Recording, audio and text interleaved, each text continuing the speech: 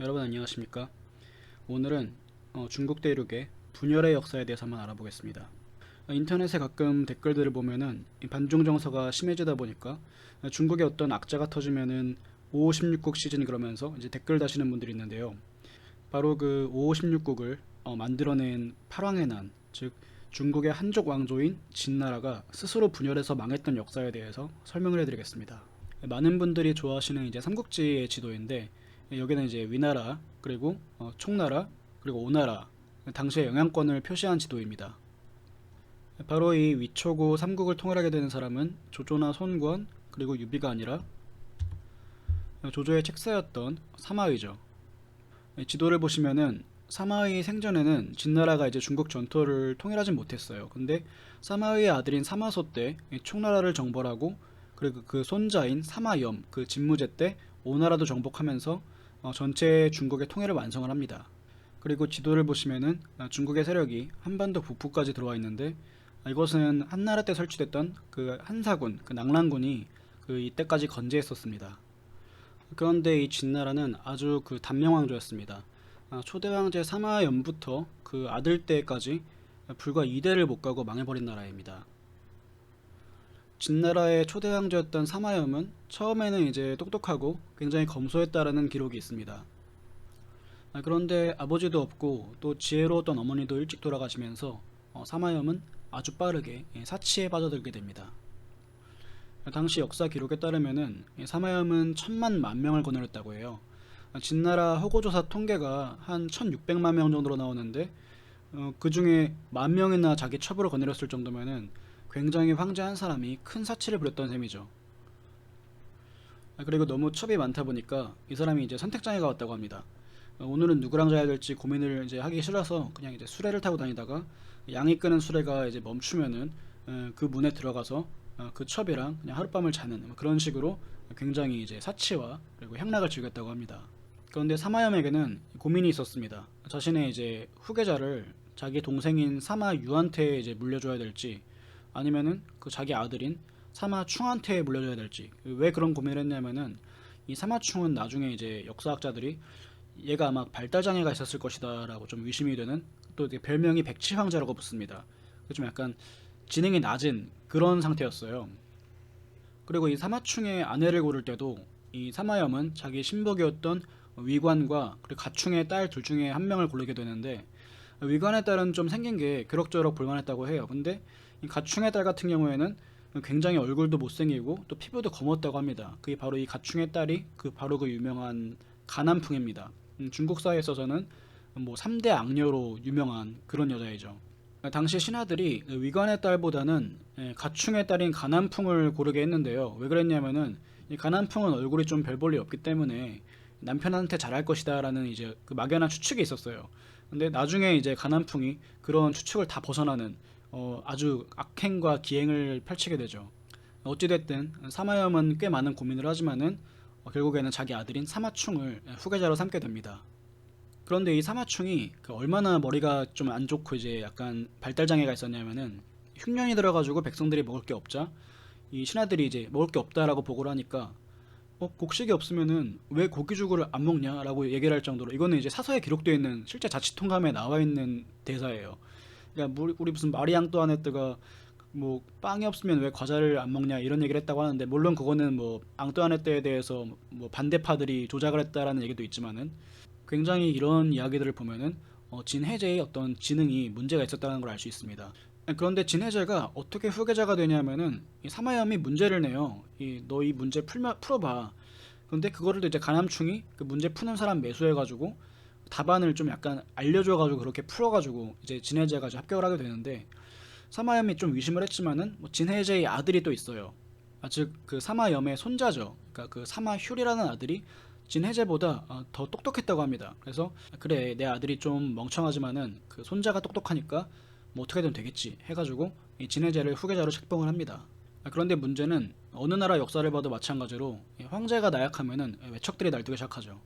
사마염의 부인인 그 무도황후 양제의 아버지인 양준이 당시 큰 세력을 가지고 있는 외척이었습니다. 이 양준은 굉장히 권력력이 강했던 사람입니다. 원래 사마염이 죽기 전에 자기 아들인 이제 사마충을 부탁하기 위해 가지고 양준하고 또 사마량이라는 그 사마시에서 자기 이제 그 작은 아버지죠.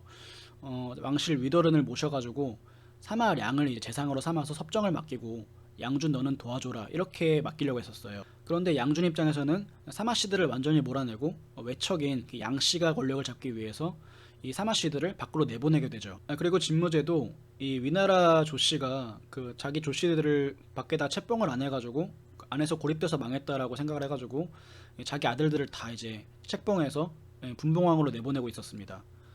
이 왼쪽 지도가 그 파랑의 난에 이제 등장하는 그 주역들인데, 근데 이 지도를 이제 역사 아시는 분들은 좀 의문을 표하실 수도 있어요. 성도는 여기잖아. 지금 성도왕이 여기 표시돼 있죠. 그리고 제는 이쪽에 있고 원래 조는 이쪽에 있고 연암은 이쪽이죠. 그런데 이게 왜 이렇게 되어 있냐면은 성도왕 사마영 같은 경우에는 봉지는 성도에 있지만은 군사적 지지 기반은 업성입니다. 그래서 이 봉지엔 보통 성도에는 안 있었고 거의 업에서 활동을 했어요. 그 나머지 제왕들도 마찬가지로 그냥 대략적으로 너무 이게 우리가 지역적인 건 따지지 말고 그냥 보기 편하라고 이렇게 지도를 만들어 놓은 겁니다. 그래서 양준 같은 경우에는 원래는 이제 사마염의 유조를 받아가지고 사마량을 보좌해서 사마충을 섬겼어야 되는 건데 그러기가 싫은 거예요. 그래서 사마량을 내쫓습니다.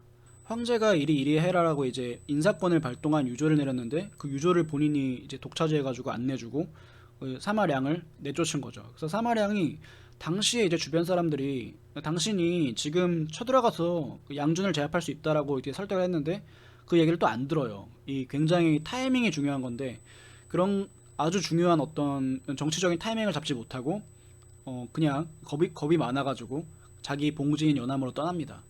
그래서 진무제 사마염은 자기 아들을 걱정하면서 이 연암왕은 아직 안 돌아왔냐라고 물어보면서 붕어하게 됩니다. 그런데 양준이 정권을 잡게 되니까 이게 굉장히 못마땅한 사람이 있었어요. 바로 이제 가난풍입니다. 이 양준 같은 경우에는 이 지금 진해제의 외할아버지뻘 되는 그 외척이죠. 근데 가난풍과 이제 가시 집안도 다 외척 집안이잖아요. 가난풍이 이게 굉장히 못마땅했던 것입니다. 그래서 가난풍이 생각했던 게 이 각지에 있는 번왕들을 불러 모아가지고 이 양준을 제거하는 것이었습니다. 양준은 그 사마씨 황족들이 버거워가지고 그냥 꼴도 보기 싫어서 다 그 외주로 내쫓았는데 이게 나중 가면은 아주 자기가 실수했다는 걸 깨달아요. 왜냐하면은 번왕들한테는 그 각자 사병도 거느릴 수 있었고 또 그 지역 행정권이나 그 인사임명권도 다 가지고 있었어요. 그러니까 각 지역에서 독자적인 어떤 나라를 세울 수 있는 그런 세력화가 될 수 있는 위협이 생긴 거죠. 양씨 집안이 권력을 독차지해가지고 계속 떵떵거리고 살고 싶은데 이 사마씨 번왕들을 가만히 놔두면은 굉장히 자신에게 위협이 될 수 있는 역으로 지금 양씨 중앙정권이 포위가 되는 그런 형태가 된 겁니다. 그런데 가난풍과 짜고 그 291년에 초원왕 사마위하고 또 회남 충장왕 사마윤이 상경합니다. 낙양으로 들어와서 이 지금 우리 낙양에 가고 싶다라고 하니까 양준 입장에서는 얼씨구나 하고 그 올라오라고 하죠. 그런데 가난풍이 이 황제의 또 밀서를 꾸며가지고 이 사마위한테 전달을 해서 사마위하고 또 사마요가 황궁을 봉쇄하고 양준 일파를 다 제거해버립니다. 그런데 초왕 사마위가 기대했던 것과는 다르게 가난풍은 그 연암왕 사마량을 불러들이고 또 이제 선대 대신이었던 위관을 중용을 해요. 그러니까 사마위 입장에서는 아니 내가 지금 다 했는데 왜 쟤네들을 불러들이냐 이렇게 되는 거죠. 참고로 말씀드리자면은 이 사마량은 사마의의 아들입니다. 그러니까 할아버지 뻘 되는 거예요. 그 초왕 사마위의 입장에서는. 그런데 얘는 당시 그 사마위는 한 20살밖에 안 됐었어요. 한 21살? 그 정도밖에 안 됐었는데 이제 이 그 할아버지 뻘 되는 집안 어른한테 이제 불만이 생기는 거예요. 네가 뭔데 와가지고 지금 그 중앙 권력을 잡으려고 하냐. 그런데 이제 집안 어른인 사마량 입장에서는 저 이제 초왕 사마위가 그 너무 좀 거친 거예요. 쟤 가만 놔두면 큰일 나겠다 해가지고 사마량이 이제 초왕을 네 임지로 돌아가라라고 이제 압력을 가해요. 근데 어떻게 된 건지 이제 가난풍하고 또 사마량도 좀 사이가 틀어집니다. 뭔가 안 맞는 게 있었던 것 같아요. 그러니까 가난풍이 이 사마량에게 좀 증오심을 품고 있는 사마위, 초왕을 이용해가지고 또 이제 사마량과 위관을 제거해버려요. 그런데 문제는 연암왕 사마량과 그 위관이 훨씬 나이도 많은 노신이었고 또 이제 사마량은 굉장히 집안의 어른이었죠. 황실의 어른이었는데 이 두 사람을 새파랗게 어린 초왕이 죽여버리니까 이 낙양 안에 있는 완전 민심이 이제 들끓는 겁니다. 어떻게 이런 일이 있을 수가 있냐. 그러니까 가난풍은 사마위를 이용해서 두 사람을 제거했지만은 이 사태가 안 좋으니까 또 이제 이 두 사람에 대한 죽음을 사마위에게 전가해가지고 사마위를 죽여버립니다. 여기까지가 가난풍이 양준을 제거하고 또 사마량과 위관을 제거하고 또 그 책임을 사마위한테 전가시켜가지고 사마위를 죽여버리는 이 차도살인을 하면서 통수에 통수를 치는 그 팔왕의 난의 도입부가 전개됩니다. 그러니까 이 팔왕의 난은 그 8명의 번왕들이 다 같이 들끓어나서 싸운 게 아니라 그 시작부터 이제 두 사람이 죽고 시작을 해요. 연하망하고 초왕이 제거가 되고 그 다음에는 이제 가난풍이 한 10년 가까이 이제 정권을 잡아요. 정권을 잡은 가난풍은 자기가 하고 싶은 걸 다 했습니다. 저작거리에서 미소년들을 뽑아가지고 자기 잠자리 파트너로 삼고 그렇게 한 번 잔 상대는 그냥 죽여버리고 그렇게 굉장히 황홀무도하게 가난풍이 놀았다고 역사에서는 기록을 하고 있습니다. 진나라 황실이 가난풍과 그리고 그 가씨 일가들이 완전히 활개치는 상태가 되니까 주변 이제 사마씨 황족들하고 번왕들은 당연히 불만이 많았죠. 그런데 명분이 없으니까 그냥 잠자코 이제 상황을 기다리고 있는 겁니다. 이때 이제 가난풍이 절대 하지 말아야 될 일을 하게 됩니다. 바로 자기 남편인 그 해제 사마충의 외아들이었던 그 사마휴를 죽여버리게 되는 거죠. 이 사마휴는 가난풍의 친아들이 아닙니다. 그런데 진무제 사마염도 사마휴이 똑똑하니까 자기 이제 손자만 믿고 자기 아들이 좀 멍청해도 사마충을 이제 후계자로 삼았던 것입니다. 그러니까 이제 가난풍 입장에서는 굉장히 이 세자인 사마휴이 성장을 하면은 자기 가씨 일가의 어떤 정권에 위협이 될 수 있는 여지가 생긴 거죠. 그런데 가난풍이 왜 이런 실수를 저질렀는지는 저는 잘 모르겠어요. 왜냐하면은 가장 정통성이 있는 후계자가 사라지면은 그 가난풍 자신이 안전할 수가 없잖아요. 뭔가 대안이 있어야죠. 그런데 대안도 없는데 아무리 자기 친아들이 아니라고 하더라도 그 태자를 폐위시켜버리고 또 죽여버리면은 그 칼날이 자기한테 올 거라는 걸 정말 몰랐을까요? 사마율은 299년에 가난풍의 설계에 걸려들어가지고 술을 이제 강제로 먹게 됩니다. 그래서 술에 취해가지고 가난풍이 미리 준비한 편지 초안을 이제 베껴 쓰게 되는데 그게 이렇게 자기 아버지하고 가난풍을 겁박하는 그런 내용이었어요. 그러니까 아버지 이제 물러나십시오. 물러나지 않으시면은 제가 행동을 할 수밖에 없습니다. 뭐 그런 글을 쓰게 돼요. 그래가지고 이 글을 이제 해제한테 가져가가지고 일러 바쳐서 해제가 신하들과 논의해서 사마휴를 태자에서 폐위하게 됩니다. 그런데 딱 봐도 이제 주변 신하들도 이건 100% 가난풍이 설계한 거네 라고 해가지고 이제 변호를 해가지고 목숨은 건져요. 그런데 여기서 야심가 한 명이 나타나죠. 바로 조왕 사마륜입니다. 이 사마륜은 누구냐면은 그 사마의의 아들이에요. 그러니까 그 사마휴 입장에서는 거의 뭐 작은 할아버지 뻘이죠. 이 조왕 사마륜이 사마충도 멍청하니까 이 사마휴를 죽여버리면은 내가 황제가 될 수 있지 않을까라고 생각을 해요. 그래서 농간을 꾸밉니다. 가난풍한테 사마휴이 자기가 황제가 돼가지고 군사 정변을 준비하려고 한다, 뭐 이런 식으로 반기를 내려고 한다라는 소문을 이렇게 내버려요. 가난풍이 그것 때문에 겁을 먹어가지고 사마휴를 자기 이제 부하들을 보내서 죽여버리게 됩니다. 그러니까 정통성 있는 태자가 사라지니까 바로 황실 종친인 사마륜이 이 반기를 들고 낙양으로 입경을 하게 되죠. 이 조왕 사마륜과 그리고 제왕 사마경이 낙양으로 입경을 해가지고 가난풍을 처치를 하고 또 해제를 폐위시켜버립니다. 그리고 사마휴의 또 아들도 있었어요. 그러니까 해제의 손자죠. 그 사마휴의 아들이었던 사마장도 죽이면서 해제의 대를 완전히 끊어버려요. 이 막장을 보다 못한 이제 회남왕 사마윤이 당시 낙양에 있었는데 군대를 일으켜가지고 시가전이 벌어집니다. 그런데 부하의 배신으로 살해돼요. 그리고 이제 사마륜은 황제가 됩니다. 참칭 황제죠. 참고로 회남왕 사마윤은 이 팔왕에 포함은 안 됩니다. 그런데 사마륜이 황제가 되니까 이 제왕 사마경은 내가 가난풍 제거하려고 들어왔지 네 황제 되라고 도와줬냐라고 하면서 이 장사왕 사마예랑 그리고 성도왕 사마영 그리고 또 하관왕 사마옹을 또 이렇게 규합해가지고 사마륜을 공격을 또 합니다. 그러니까 뭐 손잡벌 되는 애들이 연합을 해가지고 작은 할아버지를 다 같이 공격을 해서 또 죽여버려요. 그래서 사마륜을 공격해서 그 아들들을 다 죽여버리고 본격적으로 이제 집안 사마씨 안에서 집안 싸움이 시작이 됩니다. 그래서 이번에는 제왕 사마경이 이제 권력을 틀어쥐죠.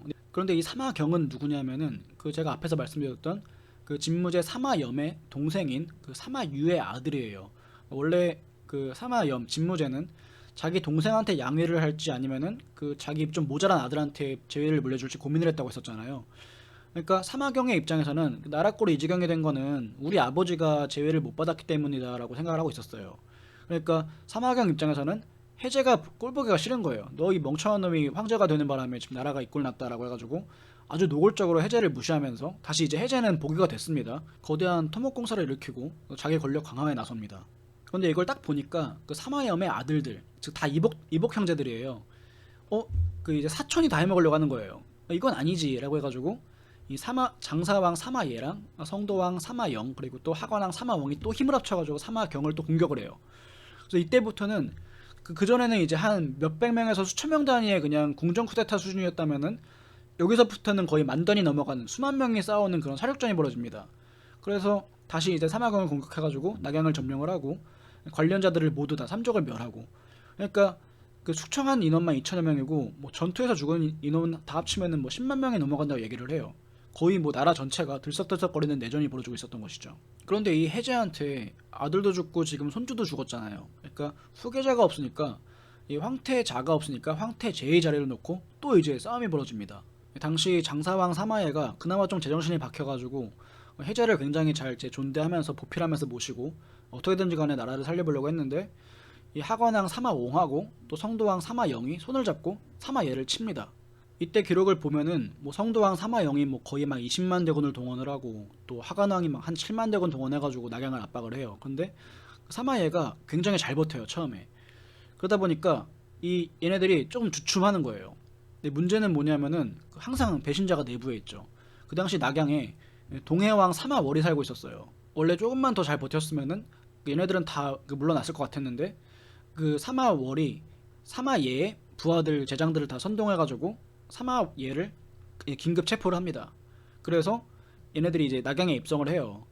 그래서 사마예를 이제 하관왕의 부하가 이제 화형을 시켜버려요. 아무리 이복 형제들끼리 싸운다고 해도 이렇게 이제 잔혹하게 자기 아버지의 아들을 죽여버리면은 이거는 그 정상적인 집안이라고 할 수가 없죠. 자, 이렇게 304년까지 연암왕, 조왕, 제왕, 초왕, 장사왕 5명의 왕이 다 죽었습니다. 그리고 이 동해왕 사마월이 공식적으로 8왕연한 데뷔 무대에 올라서게 된 거죠. 그런데 사마월도 이 야심이 있어가지고 낙양에서 쿠데타를 일으켜요.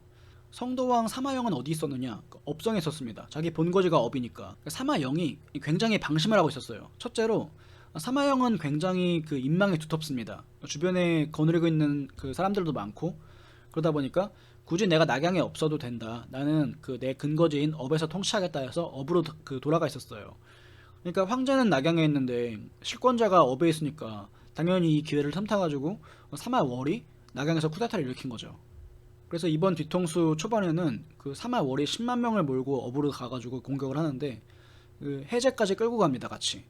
그런데 이 사마영이 그 5만 명의 부하를 보내가지고 맞서요. 근데 이 공격에서 그 사마월의 부대가 패퇴하게 돼요. 여기서 해제도 다시 이제 사마영한테 빼앗깁니다. 여기서 사마월은 기습으로 빡치면 이길 줄 알았는데 이 반격을 당하니까 당황을 하죠. 그래서 자기 봉터인 동해로 돌아가면서 다시 세력을 규합을 합니다. 근데 여기서 이제 사마월한테 굉장히 호재가 닥쳐요. 바로 유주자사 왕준하고 탁발 선비들 그리고 오환족이 대거 이제 사마월을 지지를 합니다. 이제 본격적으로 집안 싸움에 이 선비족이랑 이제 북방 유목민족들이 들어오기 시작한 거예요. 물론 선비족들은 그 전에도 이제 팔왕의 난에 합세해서 싸우고 있었어요. 사마예를 공격할 때도 사마영이 이 선비족들을 대거 끌고 가가지고 사마예를 공격하기도 했습니다. 그러니까 선비족들은 지금 이 진나라 황실 싸움을 도와주면서도 그 진나라 내부 사정을 다 알게 되는 거예요. 당시 사마영의 밑에 있던 부하 중에 남흉노 출신인 유연이 있었습니다. 나중에 이제 한나라를 세우게 되죠. 그런데 진나라 내부가 너무 소란스러우니까 이 지역에 살고 있는 그 흉노 오부라고 하는 이제 남흉노들이 다 이제 진나라가 망할 거다라는 걸 알게 된 거예요. 그래서 흉노 오부 족장들이 힘을 합쳐가지고 이 당시 사마영 밑에 있던 유연한테 편지를 보내요. 니네 너 돌아와가지고 우리 대빵이 되라. 네가 왕되고 그냥 우리가 그 중원 접수해버리자. 그런데 그 전에 유연이 이 성도왕 사마영한테 지금 쟤네들이 오한하고 그 선비족 끌고 왔으니까 우리도 내 부하들 그 흉노 애들 흉노 오부 애들 끌고 와가지고 쟤네 정리하겠다, 나를 보내줘라라고 설득을 해요. 사마영이 그거에 또 설득에 넘어가가지고 그래 빨리 흉노 애들 끌고 와라라고 해서 유연을 풀어줍니다. 그런데 유연은 실제로 흉노 애들 데리고 와가지고 얘네들을 정리를 할 생각이었어요. 어느 정도 사마영한테 좀 충성심이 있었겠죠. 그런데 이 사마월이 생각보다 빨리 이제 사마영을 압박을 해가지고 업성까지 치고 들어오는 겁니다. 사마영이 업을 지키고만 있었어도 어떻게 됐을지 모르는 일인데 겁을 먹고 기병 수십 기만 데리고 낙양으로 도망을 갑니다. 그러니까 이때를 기점으로 자기가 관리를 해야 됐던 흉노 오부가 거의 완전히 별개의 그 정치 세력으로 독립을 하게 되는 거죠. 이 사마영이 어찌저찌 낙양에 도착을 하니까 당시 하관왕 사마옹이 낙양에 있었는데 이때는 이제 더 이상 그 이용 가치가 떨어진 사마영하고 협력을 할 필요가 없어졌죠. 그래서 사마영을 체포를 해가지고 이제 같이 장안으로 끌고 갑니다. 그리고 사마월은 낙양을 점령을 하고 계속 압박을 해가지고 이제 사마옹을 끝까지 추격을 하죠. 이때 장안으로 끌려갔던 사마영은 풀려나가지고 또 여기저기 전전을 합니다. 그러다가 또 잡혀 죽어요. 그리고 뒤에서 계속해서 사마영한테 추임새를 넣으면서 그 형제 사이를 이간했던 이제 하간왕 사마옹도 결국엔 못 버티고 항복하러 갔다가 잡혀 죽습니다. 그리고 그동안 사마월한테 잡혀있던 이제 진해제 사마충은 그 사마월이 바친 떡을 먹다 죽어요. 그래서 사마월은 사마치라는 사마염의 25남을 또 이제 황제로 앉혀가지고 공식적으로 파랑해나는 종료를 하게 됩니다. 문제는 장장 6년간 치고박으면서 진 황실이 가지고 있던 모든 군사력이 소진이 됐어요. 이때 우리가 기억을 해야 될 게 바로 이 빨간색 유연과 흉노 오부가 본격적으로 남하를 시작을 하죠. 바로 그게 311년에 있었던 영가의 난입니다. 이 영가의 난이 뭐냐면은 그 진회제 사마치의 연호가 영가예요. 그래서 영가 연간에 일어났다 그래가지고 영가의 난이라고 하는데, 중국사를 배우신 분들은 중국의 3대 치욕이 있죠. 첫째가 영가의 난, 둘째가 정강의 변, 셋째가 토목보의 변. 이 3대 치욕은 전부 북방 유목민족한테 중국이 당한 치욕들입니다.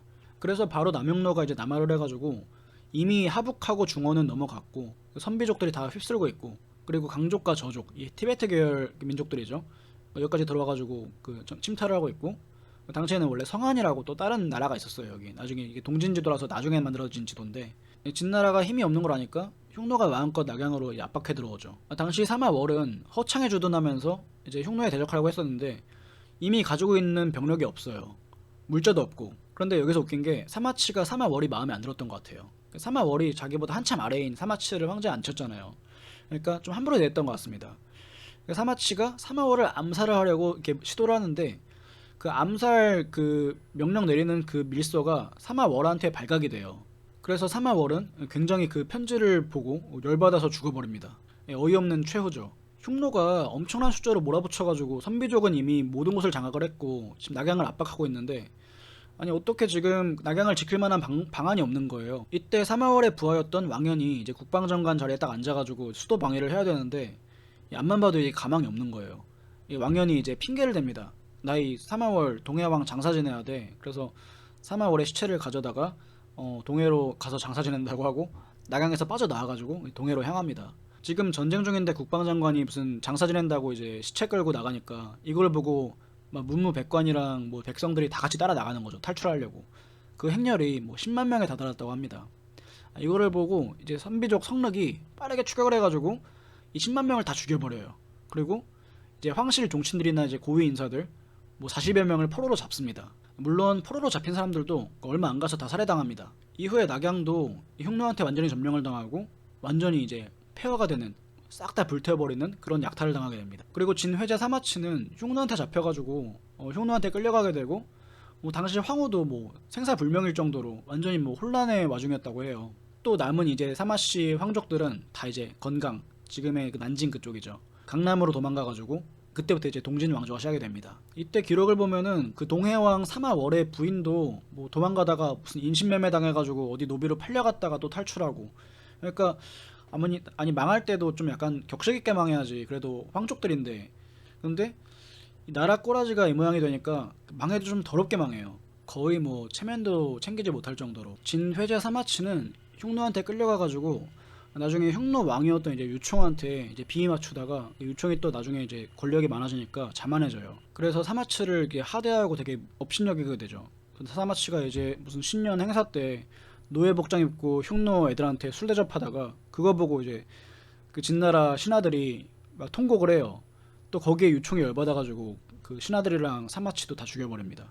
이렇게가 대략적으로 알아본 팔왕의 난과 그리고 영가의 난, 즉 중국 대분열의 역사였습니다. 이 팔왕의 난의 결과로 중원 지역, 하북과 중원은 완전히 서량까지 흉노와 선비한테 빼앗기게 됩니다.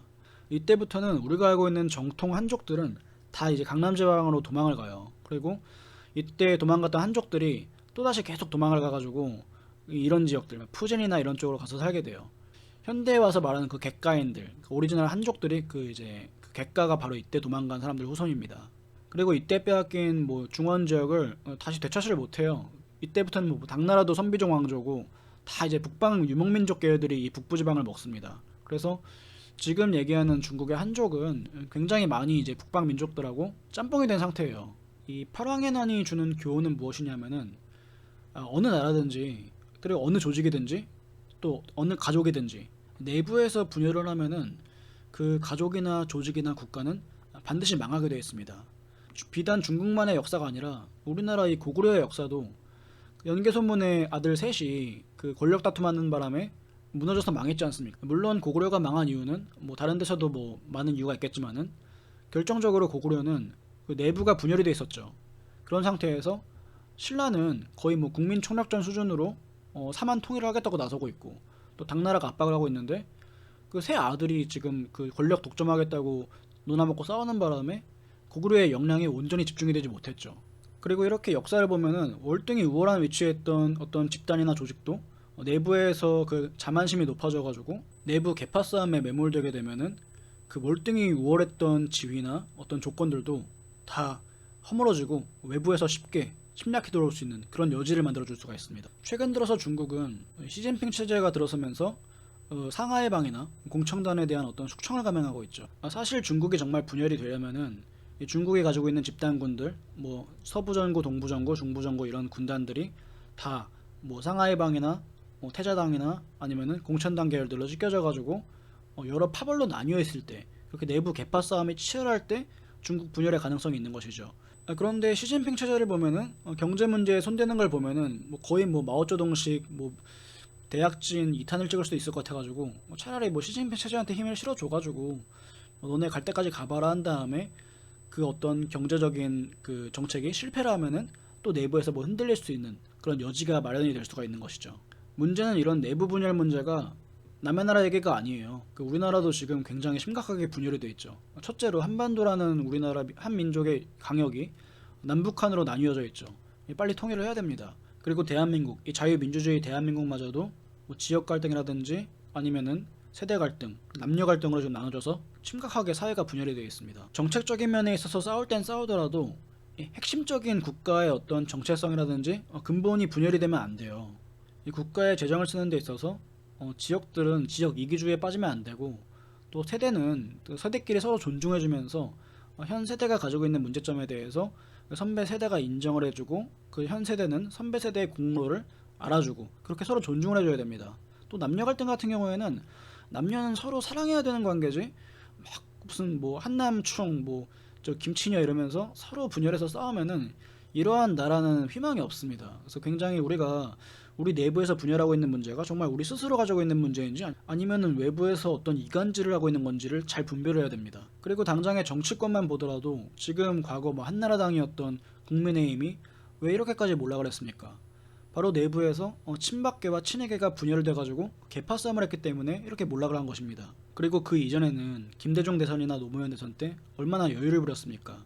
역대 대선들을 보면은 그 여유만 부리지 않았어도 충분히 이길 수 있었던 여건들이 있었어요. 그런데 내부에서 싸움이 나고 한 명이 그냥 단일화 안 하고 출마해버리고 그러니까 당연히 정권이 넘어가는 것이죠.